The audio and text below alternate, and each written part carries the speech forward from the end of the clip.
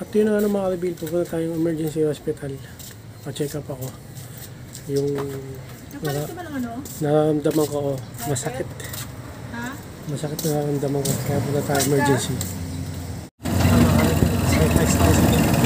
Pag naaalog. Hindi natin kung ano sasabihin mamaya ng doktor sa akin. Mamaya. Okay mga kalibil, nag-aantay kami ng doktor. Ini-schedule yung operation daw.